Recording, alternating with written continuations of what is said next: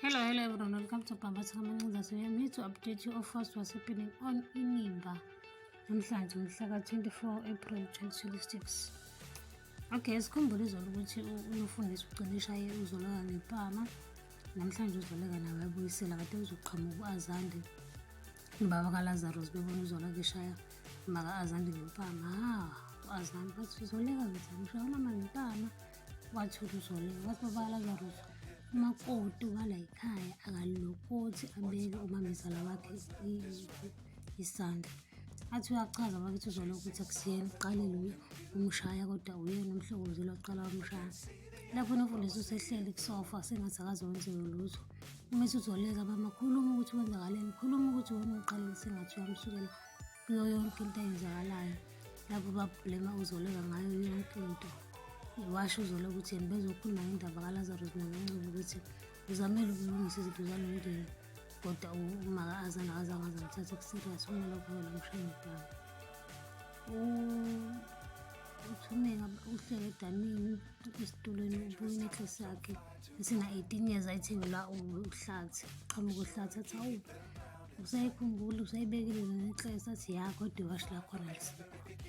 Hawu bajabula athi hhayi uzomnikeza uyanga njengoba kuyi-birthday party yakhe namhlanje and futhi eyakhe wayithengelwa kade qeda kudedayela. Qhamuka uyanga bamnikeze bakithi necklace awathi happy birthday. Athi uyanga hawu mama inecklace yakho nje lena ithi namhlanje uyayideserve mntanami yakho ngoba wenza u-18 years. uTsaki noSomile baplanele uyanga iphathi ngala kade nomndeni wakho uplanile iphathi. Lapho uyanga uzitshela ukuthi umndeni wakho usadinga ukuthi benza lezi zinto azenza iphathi base bayikhansela.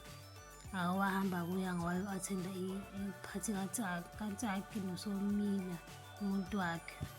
Wafika-ke laphana kwamnandi kwanjeyana bamnikeza ama-shots awu-18 ngoba behlanganisa 18 years. Wathiwa akaphuze wonke la ma-shots awu-18. Wathi uyaphuza uSomile hawu uyanga ulalela uTsaki hawu wayelokhu ephuzile nje uyanga.